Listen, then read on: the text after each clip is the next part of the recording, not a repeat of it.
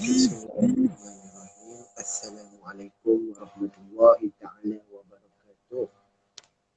Waalaikumsalam Alhamdulillah, warahmatullahi Alhamdulillah syukur kita kehadrat ilahi dengan sama-sama kita dapat berusrah ini santai saja bersama saudari Izzati Ilya, penulis buku Jada Wajada. Okay, insyaAllah malam ni Izzati akan berkongsi sedikit mengenai talent anak muda di zaman.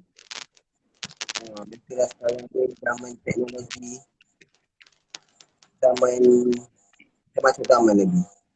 Okay, sekarang kita persilakan saudara Izzati Ilya untuk berkongsi sedikit pesanan anak muda di akhir zaman.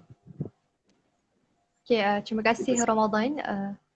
A'udzubillahi minasyaitonirrajim. Bismillahirrahmanirrahim. Alhamdulillahirabbil alamin wassalatu wassalamu ala asyrafil anbiya'i wal mursalin wa ala alihi washabbihi ajma'in. Qala rabbi shrah li sadri wa yassir li amri wahlul 'uqdatam min lisani yafqahu qawli amma ba'd. Ya, assalamualaikum warahmatullahi wabarakatuh. Jelas ya Ramadan? Ya, jelas. Jelas ya? Okay, alhamdulillah. Okay, so ahlan wa sahlan kepada semua sahabat-sahabat yang join live kita pada malam ini. Selamat datang dan semoga dapat bersama kita sehingga ke akhirnya. Jadi insyaAllah malam ni Elia secara dijemputlah oleh saudara Ramadan untuk berkongsikan tentang tajuk berkenaan pesanan untuk anak muda di akhir zaman. Okay, mungkin Ramadan boleh nama apa pin komen tajuk perbincangan kita malam ni. Biar kita punya sahabat-sahabat boleh maklum lah. Okay, so sahabat-sahabat yang tengah tengok live ni, kalau in case sangkut-sangkut ataupun tak dengar suara, nanti boleh respon. Kalau dengar jelas, bagi tahu jelas. InsyaAllah. Okay, so sebelum kita pergi lebih jauh, kita bila Ramadan meminta untuk berkongsikan tentang pesanan untuk anak muda di akhir zaman, waktu tu Elia dapat tu, Elia rasa macam ini tajuk yang penting sebab yelah macam Elia sendiri pun masih muda, Ramadan pun mungkin masih muda dan sahabat kita yang tengah tengok live Instagram kita pada malam ini pun kebanyakan daripada golongan-golongan yang muda. Dan kita sebenarnya bila cerita tentang pesan akhir zaman ni, tidak boleh tidak akan terkait dengan hari kiamat, betul tak? Sebab bila pernah ditanya kepada Rasulullah kan, Rasulullah mengatakan kiamat tu antara dengan mereka pada zaman ketika itu ibarat ni jaraknya. Dia tunjukkan jari telunjuk dengan jari hantu dekatnya. Cuba bayang waktu Rasulullah dah kata sedekat jari hantu dan jari telunjuk. Cuba kita bayang sekarang ni Rasulullah dah tinggalkan kita lebih daripada 1400 tahun dah. Agaknya bagaimana? Maksudnya bagaimana agaknya kedekatan kita dengan hari kiamat tu sendiri.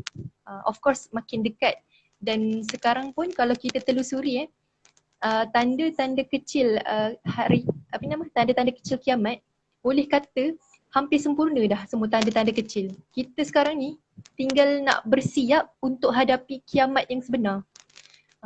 Pernah ditanya kepada seorang sahabat, tanya kepada Rasulullah, "Ya Rasulullah, bilakah akan terjadi kiamat?" Kemudian Rasulullah kata, waktu tu Rasulullah tengah sampaikan tazkirah, tapi Rasulullah abaikan soalan daripada sahabat tadi. Baginda tak menjawab. Sebaliknya, baginda teruskan ceramahnya. Kemudian habis je selesai ceramah, Rasulullah tanya balik dekat dia, siapa tadi yang bertanya soalan tadi? Okay, lepas tu sahabat pun yang bertanya tadi pun berdiri dan mengatakan, "Saya wahai Rasulullah." Kemudian Rasulullah tanyakan semula kembali kepada sahabat yang bertanya tadi, "Apa yang sudah engkau siapkan untuk hari kiamat?" Apa yang sudah engkau siapkan untuk hari kiamat. Jadi dekat sini kan kita boleh ambil ibrah, kita boleh ambil pengajaran apa tahu? Kita boleh ambil pengajaran bahawa janganlah sesekali ditanya bila kiamat, tapi tanyalah apa persiapan kita untuk hadapi kiamat.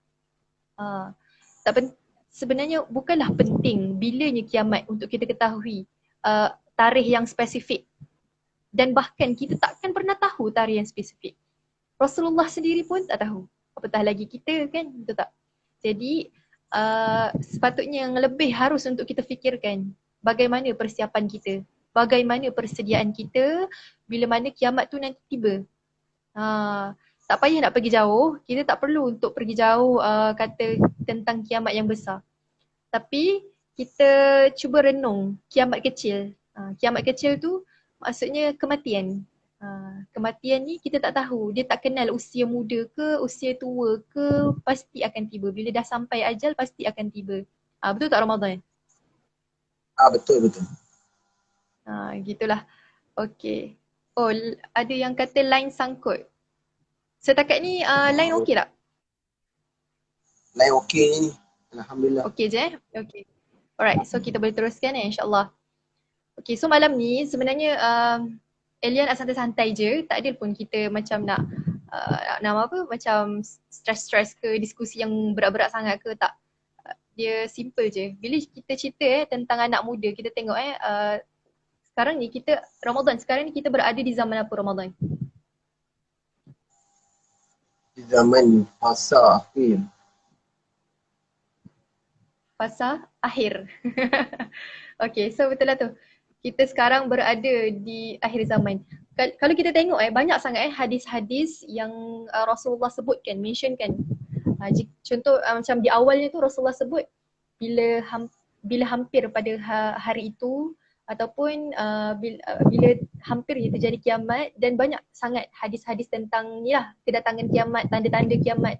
Kalau boleh korang boleh try untuk baca 40 hadis akhir zaman. Memang masyhur lah yang kita boleh nak muhasabah kan. Lepas tu nak ceritanya, sekarang ni kita kena sedar yang kita ni lah umat akhir zaman. Kita kena sedar kita ni lah umat akhir zaman. Kadang-kadang ada orang yang macam dia rasa macam bila baca-baca peringatan daripada Rasulullah tentang akhir zaman tu, dia rasa macam benda tu jauh lagi. Kan? Padahal sebenarnya dekat sangat dah.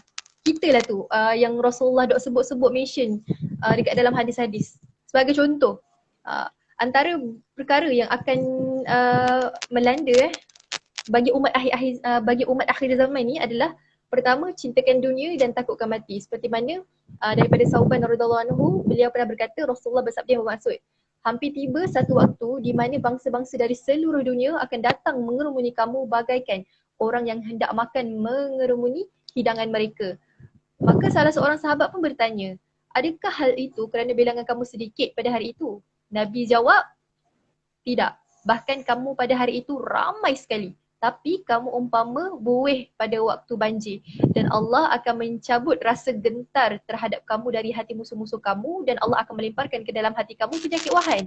Kemudian sahabat tanya lagi, apa tu penyakit wahan? Lepas tu Rasulullah sebut, cinta dunia dan takutkan mati. Jadi inilah penyakit yang kronik sebenarnya. Kalau kita tengok sekarang kita sedang hadapi apa? Kita sedang hadapi wabak pandemik COVID-19 ni, yang semua orang takut kan. Dan apa nama? Ada pernah juga dikaitkan antara penyakit yang datang daripada Wuhan dengan penyakit Wuhan. Kan kadang kita selalu takut dengan benda yang kita nampak, tapi kita jarang nak aware, kita jarang nak takut dengan benda yang kita tak nampak. Contoh benda yang kita tak nampak ni lah, kita tak sedar kadang-kadang kita ni sebenarnya dah cinta dengan dunia sampai kita rasa takut nak mati. Agak-agak lah Ramadan. Kalau Ramadan kan, kejap lagi lepas habis live ni tiba-tiba Malaikat Israel datang nak ambil nyawa Ramadan. Takut tak? Apa perasaan? Takut. Rasa macam sekarang ni pun dah tak sempat nak buat live kan? Rasa macam nak solat atas jadah je, betul tak? Kan? Itulah, sebenarnya kita kena sentiasa kita kena sentiasa hidupkan hati kita dengan mengingati mati.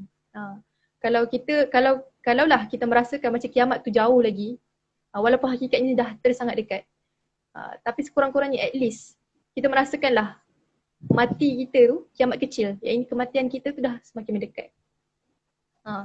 Dan pernah disebutkan daripada sahabat kan, kata-kata ni pada sahabat, kata bekerjalah seperti mana kamu mahu mati esok. Ibaratnya macam itulah. Cuba kita bayangkan kalau macam orang yang dekat penjara tu kan ada hukuman mati kan, hukuman mandatory mati. Dia dah tahu dah spesifik bila dia nak mati. Contoh tarikh sekarang 17 hari bulan 6. Okey, maka 18 hari bulan 6 anda diputuskan untuk dijatuhkan hukuman mati kan. Jadi confirm malam tu memang dia dah ni lah kan, dia dah bersedia, dia betul-betul nak sedia lah hadapi mati. Dia sangat takut sampai nak tinggal sejadah pun rasa macam berat kan. Cuba kita bayang kalau kita betul-betul lah merasai kematian kita tu dah betul-betul sangat dekat. Mungkin kita akan jadi seperti orang yang dipenjara yang dah tahu bila dia nak mati tu. So cuba sama-sama kita hidupkan lah hati kita dalam mengingati mati. Okay, kemudian nak ceritanya tadi lagi tentang cintakan dunia dan takutkan mati kan. Kalau kita tengok anak-anak muda kita sekarang, bila sebut tentang cintakan dunia, macam ni, kita terlalu larut tau. Kita terlalu larut dengan hiburan-hiburan yang melalaikan. Kita terlalu larut dengan mengejar duit yang tiada sudah.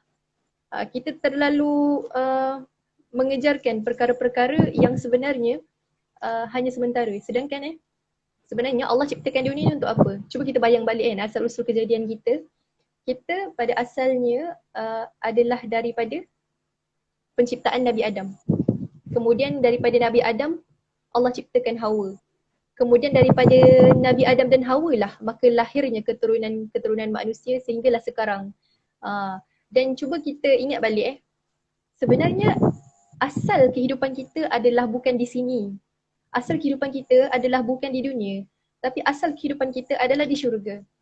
Kita tengok balik bagaimana waktu tu bila mana Allah menciptakan Adam, kemudian Allah meminta kepada para malaikat, jin dan syaitan semua untuk sujud kepada Nabi Adam, tetapi pada waktu ketika itu hanya iblis yang tak nak sujud. Sebab apa? Sebab sombong. Jadi ini adalah sifat mazmumah pertama yang wujud bukan sekadar hanya ada di dunia tapi sejak waktu di syurga lagi. Jadi kita kena sentiasa bear in mind. Okey, kampung halaman kita ni sebenarnya bukannya dekat Kedah ke, bukannya dekat Perak ke, bukannya dekat Sabah Sarawak ke, tak. Asal kita, kampung kita yang sebenar adalah di syurga sana. Jadi kita ni tak nak balik kampung ke? Jadi kita ada hak sebenarnya untuk kembali ke syurga. Bukannya ke neraka, bukannya untuk kita tetap stay di dunia, tak. Kita kena sedar yang apa yang kita sedang hadapi ni adalah pentas semata, pentas dunia. Kita ni ibarat hanya lakonan yang sedang bermain watak, yang sedang diarahkan memainkan satu penceritaan ibarat di atas satu panggung, di atas satu pentas dan yang akhirnya pentas ini akan tamat dan negeri yang akan kekal selamanya tu adalah negeri akhirat. Negeri akhirat sana. Jadi buat apa? Buat apalah kita kan maksudnya macam gila-gila cinta dekat benda yang sementara. Kenapa perlu nak macam tu sedangkan kita ada perkara yang kekal selamanya. Jadi Allah ciptakan dunia ni sebenarnya untuk apa? Kita kena ni balik, kita kena fikirkan balik big why. Kenapa sebenarnya tujuan penghidupan kita? Kenapa sebenarnya Allah ciptakan aku? Kenapa dalam banyak-banyak sperma kan kita kalau kat dunia kan sperma dengan ovum. Kenapa dalam banyak-banyak sperma yang berjuta-juta tu akhirnya akulah sperma yang terpilih untuk berada dalam rahim ibu kita tu. Kita kiranya ibarat sebenarnya kita di awal penciptaan kita lagi kita dah menang sebenarnya. Sebab kita dapat mengalahkan sperma-sperma yang lain. Jadi kita semua ni adalah pemenang. Kita semua adalah pemenang. So nama apa? Kita takkanlah tak nak jadi pemenang yang sampai ke hujungnya kan. Awal kita dah menang. Akhir pun of course lah kita nak menang juga. So make sure sebelum nak mencapai kemenangan tu akan ada banyaknya halangan-halangan. Ya ini ujian di dunia lah. Maka banyaknya ujian sebagaimana yang Allah firmankan. Allah jadikan wanita-wanita, harta benda sebagai ujian untuk kamu. Jadi ujian, kalaulah kita lepas ujian ni, insya-Allah akan di reward dengan syurganya. Macam kita lah kan, kalau kita masih study, kita belajar, kita akan hadapi exam tu tak, ujian. Itu pun punyalah gila-gila kita buat persediaan nak hadapi ujian exam tu Sebab kita betul-betul nak score, kita nak dapat kalau boleh 4 flat, kita nak dapat straight A. Sungguh-sungguh punya gila-gila ni. Kita dapat kejayaan tu kan. So kalau boleh gila-gila sungguh-sungguh macam tu jugalah. Kita kena ada perasaan tu untuk hadapi ujian dunia ni. Ujian dunia ni lagi jauh lagi besar daripada exam kita yang kita hadapi seperti PT3, SPM, final exam dekat universiti ke dan sebagainya. Gitulah. Jadi janganlah sesekali kita maksudnya kita jadikanlah dunia ni sebagai jambatan untuk kita pergi menuju ke negeri akhirat. Bukannya kita jadikan dunia ni sebagai matlamat. Tidak. Jadikanlah matlamat kita hanya untuk negeri akhirat. Tapi dunia ni hanya sebagai jambatan untuk kelancaran kita pergi ke sana. Itulah dia. Seterusnya, bila Zat Elia nak share lah tentang penyakit-penyakit yang akan menimpa umat akhir zaman. Ni Rasulullah dah sebut masa zaman hidupnya, masa hidupnya lagi, inilah mukjizat yang Allah berikan kepada Nabi Muhammad, bahawa Nabi Muhammad dapat nampak ataupun dapat baca bagaimana masa depan. Dan kita anggaplah ini sebenarnya adalah memang pesanan yang direct yang Rasulullah nak sampaikan pada kita. Yang ini umat akhir zaman. Kita kena sedar kita ni umat akhir zaman kita umat akhir zaman. Jadi kita kena betul-betul take note segala peringatan daripada Rasulullah terutama untuk umat akhir zaman. Sebagaimana yang disebutkan daripada Abu Hurairah radhiyallahu anhu, beliau berkata, aku mendengar Rasulullah SAW bersabda yang bermaksud, umatku akan ditimpa penyakit yang pernah menimpa umat terdahulu. Sahabat bertanya, apakah penyakit-penyakit yang pernah menimpa umat terdahulu tu? Nabi pun menjawab, penyakit-penyakit itu ialah yang pertama, terlalu banyak bersukaria. Cuba kita tengok betul tak Ramadan? Kita anak muda sekarang terlalu dahsyat dia punya tahap suka berhibur, suka bersukaria tu. Salah ke bagi Ramadan kalau kita nak bersukaria, kalau kita nak berhibur? Salah ke? Bagaimana yang Rasulullah sebut? Dia hiburan tak ada masalah tapi tidak boleh melampau-lampau. Betul-betul. Betul. Ada batas. Betul? Ada batas. Jadi kita kena beringat apa pun kita nak buat sentiasa kena berpada-pada. Jangan lebih-lebih. Janganlah kita bersifat ghalwu, iaitu berlebih-lebihan. Dan sebenarnya Elia dah ulas benda ni dalam live Elia yang sebelum ni tentang dakwah dalam seni kan, tentang konsep berhibur, bagaimana yang Islam gariskan. So kita nak berhibur boleh, nak bersukaria boleh, tapi janganlah berlebih-lebihan.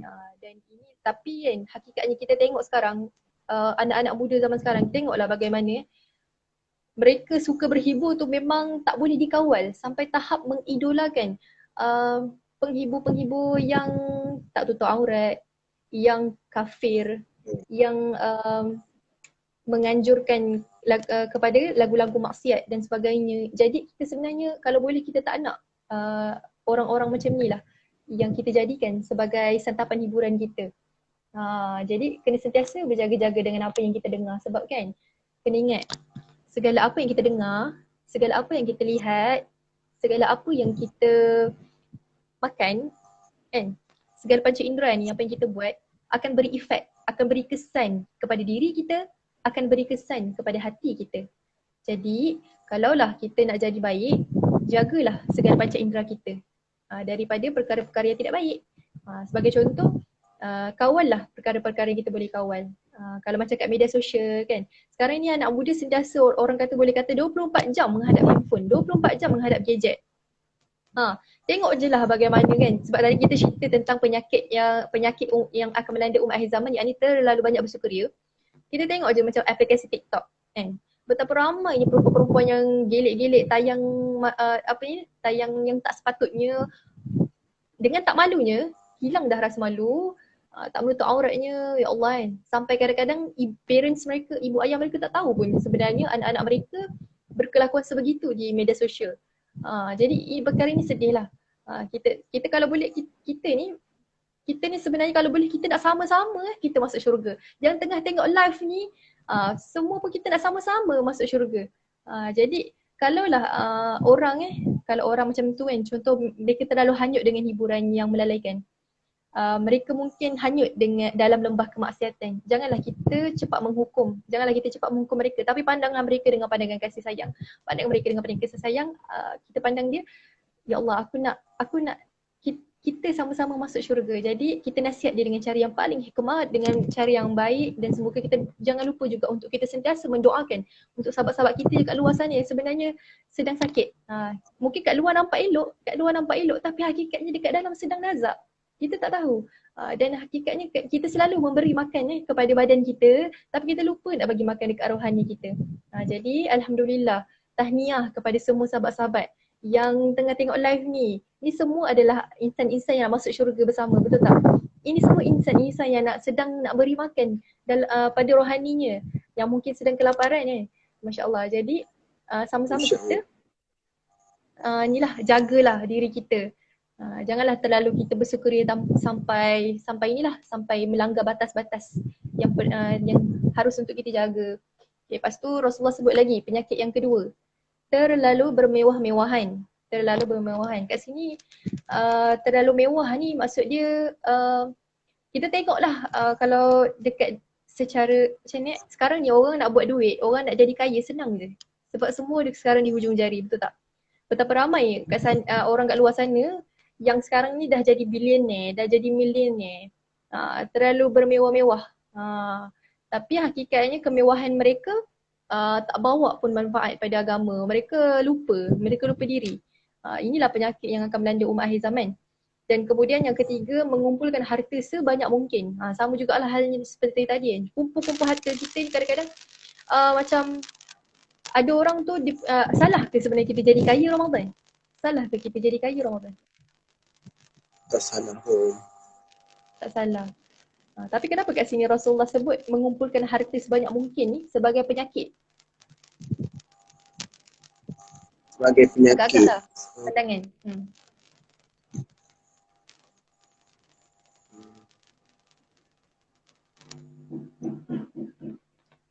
Sebab dia mewah sampai lupa apa yang Allah suruh dan Allah perintah. Betul-betul. Okey, jadi begini. Allah Muhammad mengumpulkan harta sebanyak mungkin. Sekejap Jihan, nanti Jihan. Sekejap adik panggil.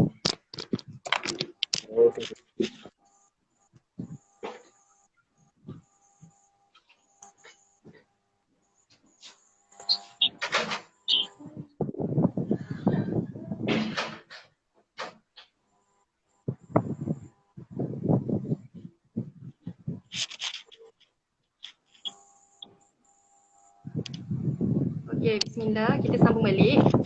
Sekejap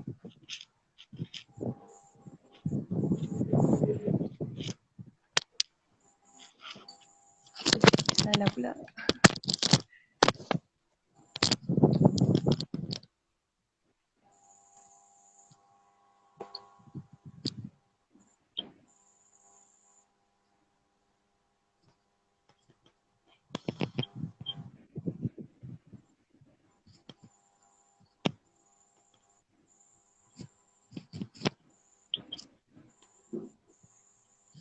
Okey, bismillahirrahmanirrahim. Kita sambung kembali. Minta maaf sebab tadi adik tiba-tiba dia minta barang.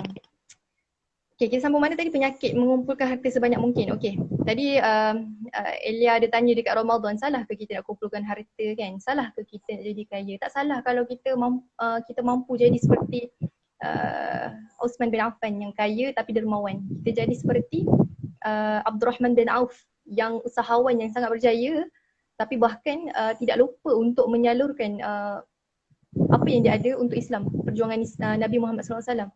Jadi tak ada masalah. Jadi kita kena sentiasa beringat. Tapi ni yang masalahnya, bila mana ramai orang bila dia jadi kaya dia jadi lupa. Dia hanya ingat untuk kepentingan diri. Sepatutnya bila kita jadi kaya ni kita lebih jadi bukan sekadar kaya duit, tapi kita kena kaya hati. Orang yang kaya hati ni sebenarnya dia lebih kaya daripada orang yang kaya duit. So kita kena sedar ke situ. Satu, mungkin orang yang kaya tak semestinya dia adanya ketenangan jiwa, betul tak? Tapi mungkin kadang-kadang kita tengok orang tu duduk rumah setinggan je, duduk rumah macam alah rumah pondok-pondok je, tapi kita tengok bahagianya dia, tenangnya kehidupan dia. Subhanallah, tu semuanya disebabkan apa? Keberkahan yang Allah limpahkan ke dalam hati-hati mereka, orang-orang yang beriman, orang-orang yang dekat dengan Allah. Jadi jadilah kalau silakan untuk jadi kaya, tapi jadilah kaya yang dermawan, yang banyak bantu orang. Itulah dia. Betul. Kemudian yang keempat, penyakit yang menimpa umat akhir zaman adalah penipuan dalam merebut harta benda dunia. Kat sini banyak, tiga aspek tadi semua cerita pasal harta. Penipuan dalam merebut harta benda dunia. Sebagai contoh, kita tengok paling common. Kalau ada, Allah Muhammad, kalau ada apa? Penipuan dalam, okay macam ni. Kalau ada kita punya contoh, kita punya nenek ke atuk ke meninggal dunia kan, kemudian mereka tinggalkan harta warisan, dan kita tengok betapa ramainya kes-kes yang bergaduh sebab nak rebutkan harta-harta tersebut. Dan ini sebenarnya memang kes yang terlalu banyak berlaku lah dalam negara Malaysia khususnya dan dunia secara umumnya.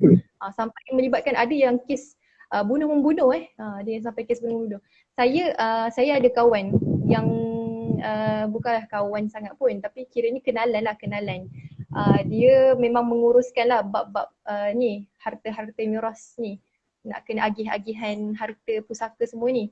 Dan dia banyak cerita kat saya betapa banyaknya dia nak terpaksa untuk handle waris-waris yang nama apa, tak boleh nak bertoleransi. Ada yang kes sampai membabitkan bunuh-membunuh hanya semata untuk ni dapatkan harta.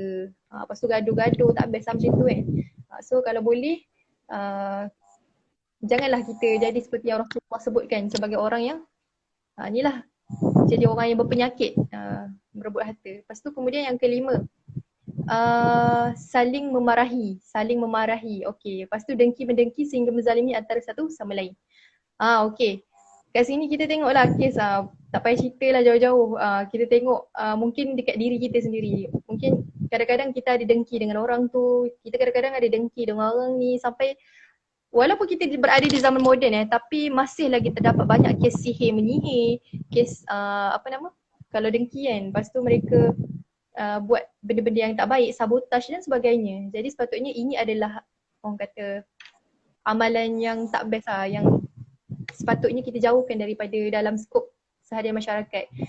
Pernah saya bersama dalam satu seminar, dia macam seminar keusahawanan macam tu jugalah kan. Lepas tu bila mana penceramah tanya je apa yang, bila kita sebut Melayu je, apa yang terlintas kan dalam fikiran kan. Lepas tu kebanyakannya peserta yang ada waktu tu, perkataan pertama yang mereka sebut adalah bila sebut Melayu, Melayu malas. Bila sebut Melayu, Melayu suka dengki-mendengki.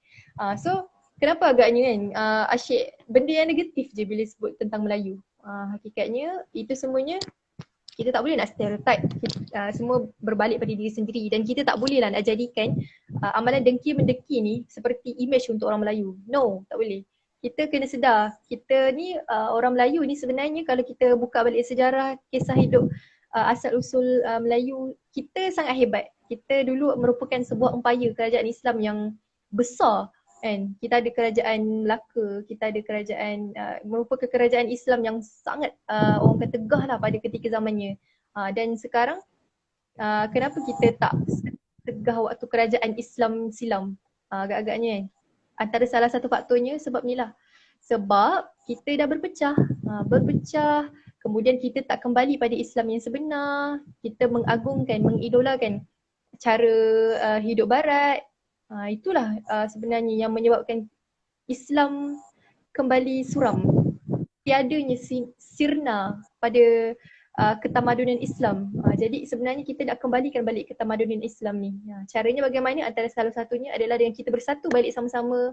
Kita bersatu dan kita kembali pada Islam semula, dan kita memanfaatkan, kita betul-betul mewujudkan bi'ah ilmu, suasana keilmuan. Sebab hanya dengan ilmu lah masyarakat-masyarakat berpendidikan, masyarakat-masyarakat yang berilmu lah yang akan melahirkan satu komiti, satu ketamadunan yang agung, insyaAllah.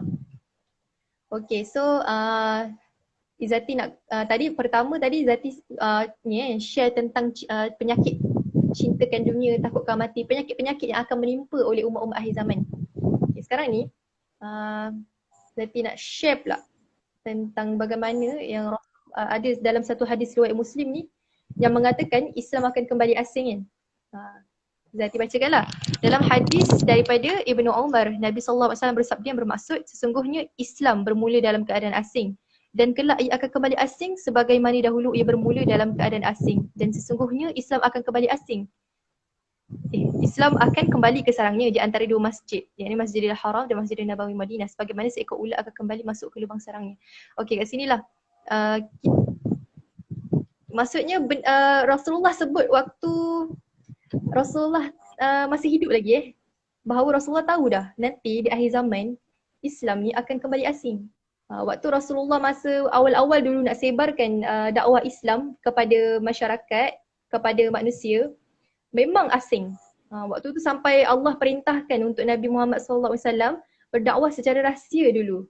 Dakwah dengan keluarga-keluarga terdekat dulu, dengan kerabat-kerabat. Bila dah kuat, dah strong, barulah boleh nak dakwah secara jahar, secara terang-terangan. Jadi ceritanya masa awal-awal dulu, cuba kita ingat balik kan, kita flashback balik. Bagaimana Rasulullah dicaci dan dicerca waktu Rasulullah dapat perintah awal untuk menyampaikan dakwah secara jahar, dan kemudian Rasulullah pergi ke Bukit As-Safa untuk menyampaikan kalimat, untuk memberitahukan bahawa dia adalah utusan Allah dan kita kena ikut Allah, kembali pada agama Islam. Kemudian waktu tu yang pertama yang menentang baginda siapa?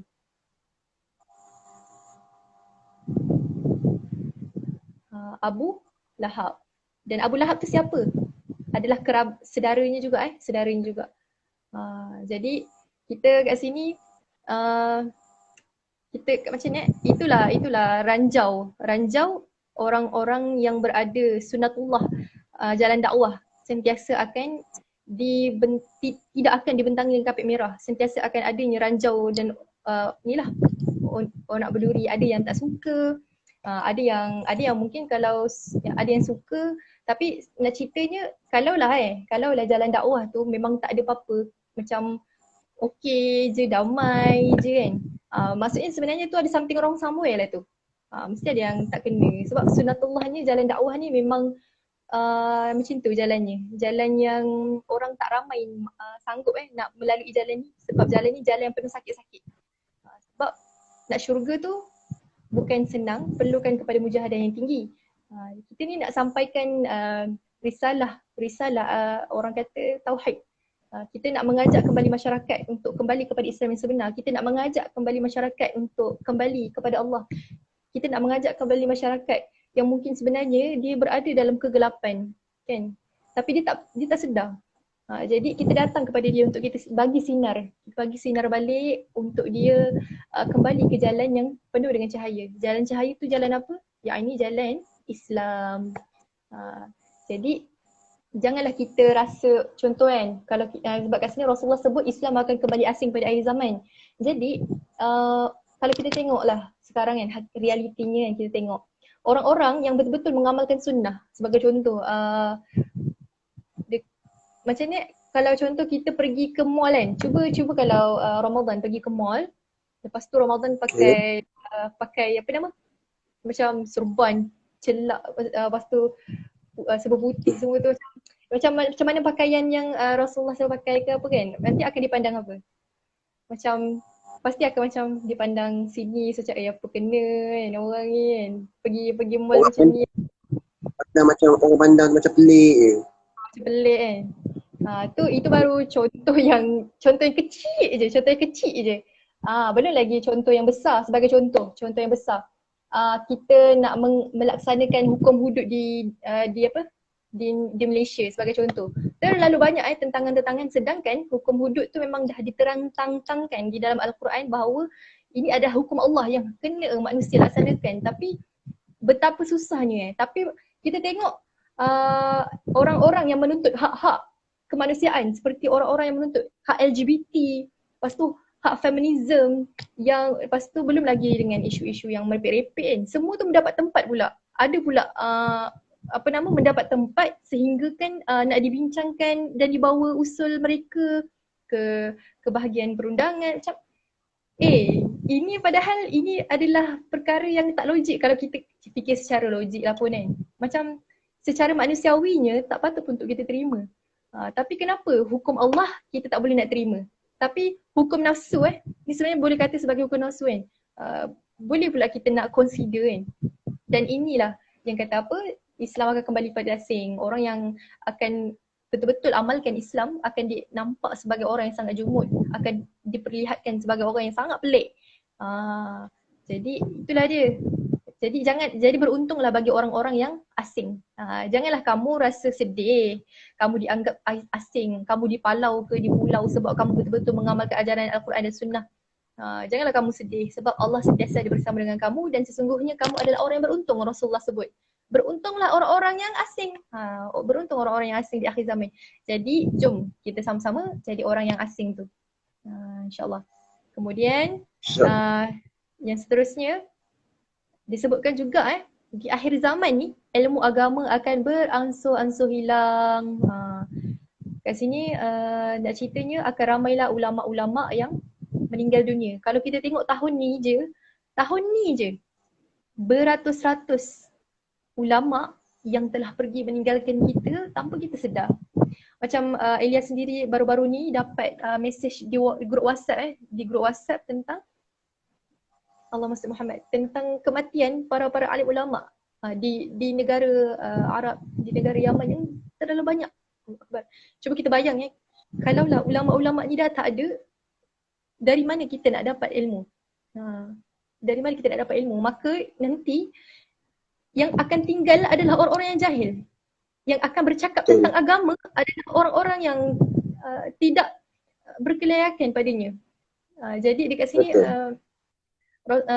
Ustaz Abdul Somad dia pernah kata gini, kita tengok je lah realitinya kita sekarang, terlalu ramai dah alim ulama tinggalkan kita, pergi meninggalkan kita. Dan sekarang ni memang sentiasalah berpegang dengan guru-guru yang sanadnya jelas sampai ke Rasulullah, dan berhati-hati dengan orang yang ilmunya tak jelas, ataupun dengan orang-orang yang jahil.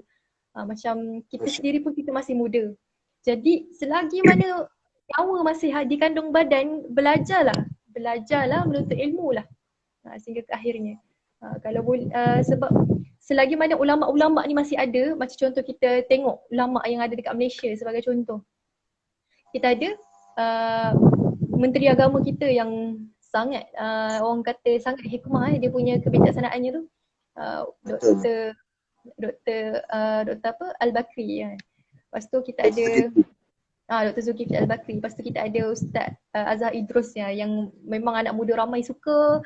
Kita ada ramai lagi, Ustazah Hafizah Musa, Ustazah Asma Harun. Kita ada banyak role model asatizah para murabbiyah yang masih ada, dan selagi mereka ni masih ada, tuntutlah ilmu dengan mereka sebanyaknya. Sebab nanti kalau mereka dah tak ada, kita dah tak boleh dah nak dapatkan ilmu yang ada pada diri mereka. Sebagai contoh, waktu kematian Imam Syafi'i kan, waktu tu betapa ramainya sangat orang yang bersedih kan, sebab memikirkan terlalu kepakaran ilmu yang ada pada diri Imam Syafi'i tu ibarat tak tertanggung. Kalau jumlah penduduk dunia yang ada semua waktu pada ketika itu tak dapat nak menyamai kepakaran, kefakihan Imam Syafi'i pada ilmunya pada ketika itu. Jadi banyak cabang-cabangnya dah makin hilang. Lepas tu kita tengok sekarang ni makin ramai orang yang bergaduh. Bahkan bukan sekadar orang-orang yang kat bawah-bawah ni je gaduh-gaduh, bahkan para ulama asatizah sendiri kadang-kadang ada yang bergaduh antara satu sama lain.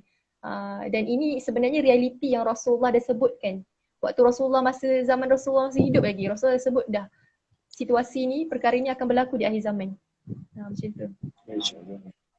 Okay, kemudian subhanallah, yang terakhir, umat Islam akan mengikuti langkah-langkah Yahudi dan Nasrani, yang ini orang kafir lah.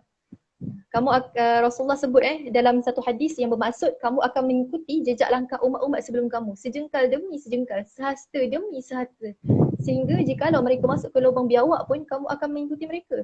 Sahabat pun bertanya, ya Rasulullah, apakah Yahudi dan Nasrani yang kau maksudkan? Nabi SAW jawab, siapa lagi kalau bukan mereka. Jadi kat sini kita nak ceritanya musuh-musuh Islam, yakni orang-orang kafir, orang-orang Yahudi, orang-orang Nasrani, mereka ada agenda mereka. Mereka ada agenda mereka untuk menjatuhkan orang Islam.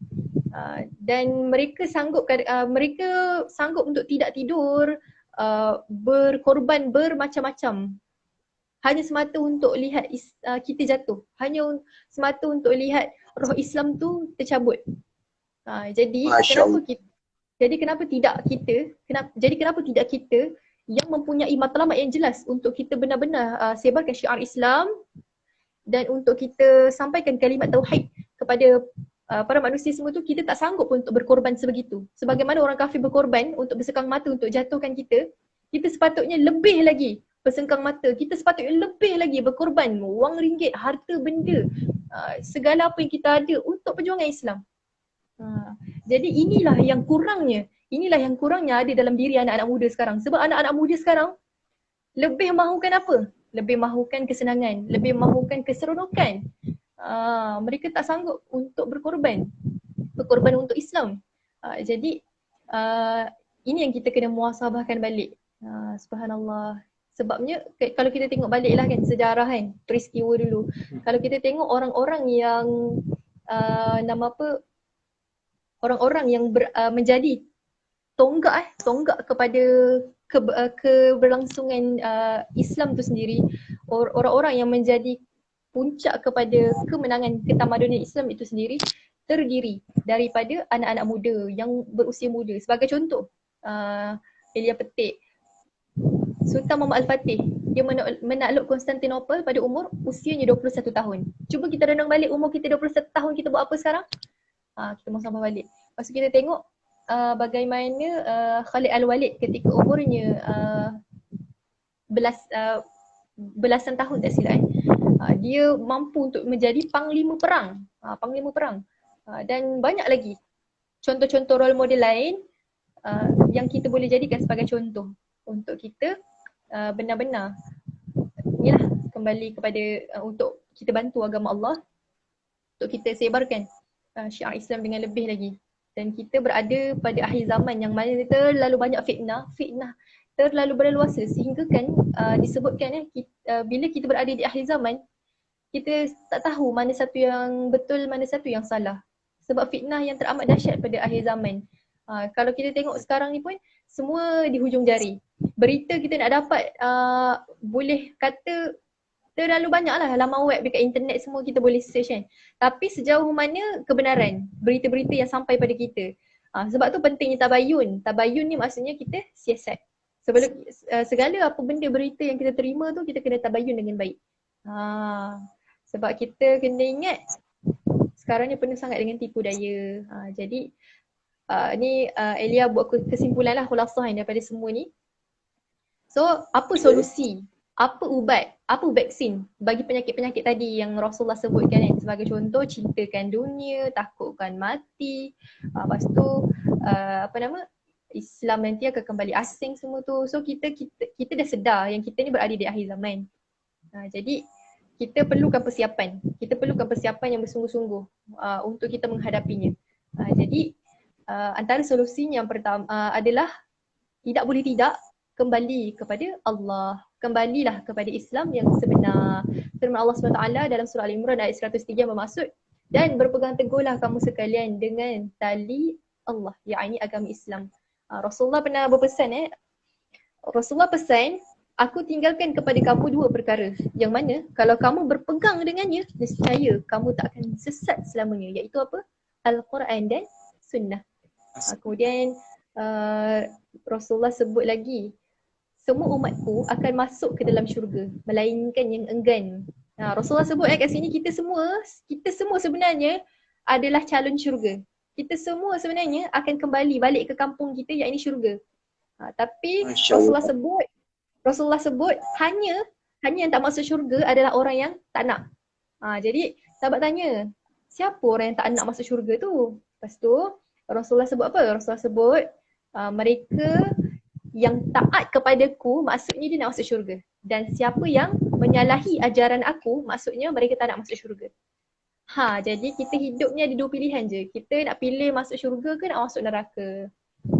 Jadi pilihlah. Kalau betul nak masuk syurga, ikutlah apa yang Allah suruh. Dan jauhilah apa yang Allah larang. Kita kan baru je habis Ramadan, betul tak? Ni pun nama Ramadan. Kita baru je habis puasa Ramadan, betul tak? Jadi dalam bulan Ramadan tu kita menempuh untuk kita menahan diri kita daripada lapar dan dahaga. Kita tahan diri kita daripada segala nafsu, syahwat dan sebagainya. Kan? Kita berusaha untuk tahan. Dan akhirnya contoh kan kita tak boleh makan daripada terbit fajar hinggalah terbenam matahari, betul tak? Daripada sebelum subuh sehinggalah maghrib. Kemudian bila dah dengar je azan maghrib berkumandang, kita dah boleh nak berbuka puasa. Waktu tu lah kan Ramadan, kalau buka puasa feeling apa? Rasa apa? Rasa Masya Allah, nikmatnya rasa dunia. Nikmat yang dapat makan semua tu lah. Betul? Jadi kita akan rasa seronok sangat, kita akan rasa excited sangat. Ya Allah, hari ni mak masak apa lah agaknya ya. Tak sabar aku nak makan, nak berbuka kan. Kita akan rasa sangat excited. Okay, so sama juga halnya dengan hukum-hukum Allah. Sama juga dengannya dengan dunia. Sebenarnya kita kat dunia ni ibarat macam kita sedang berpuasa tau. Segala perkara yang Allah larang, segala perkara yang Allah tak bagi nak buat dekat dunia, nanti kita akan boleh buat nanti dekat syurga.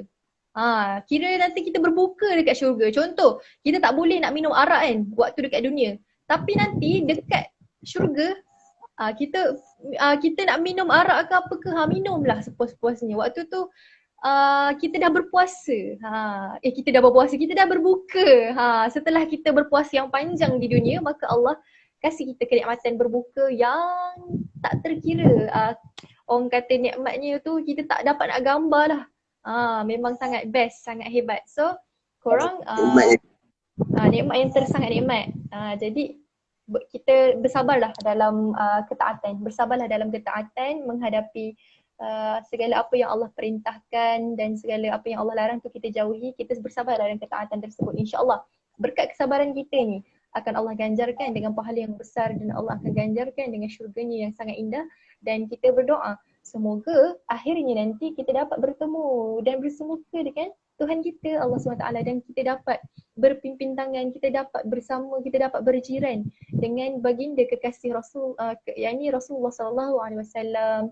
Dan semoga kepada semua sahabat-sahabat yang tengah tengok live ni kan, dan bahkan mungkin yang tak join live ni tapi dia sedang juga mendengar majlis-majlis ilmu mungkin pada live yang lain, kita berdoa semoga kita semua bersama di syurga dan kita mungkin insya-Allah boleh jadi jiran di syurga ke kan, wallahu alam.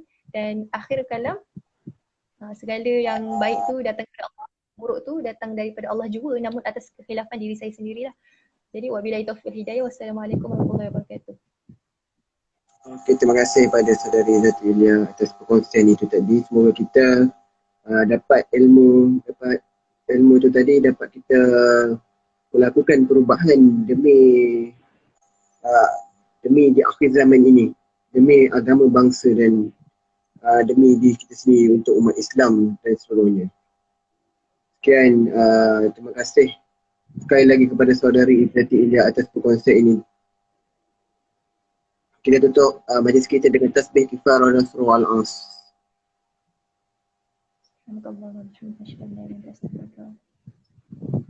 Sekian, wassalamualaikum warahmatullahi taala wabarakatuh. Waalaikumsalam warahmatullahi wabarakatuh.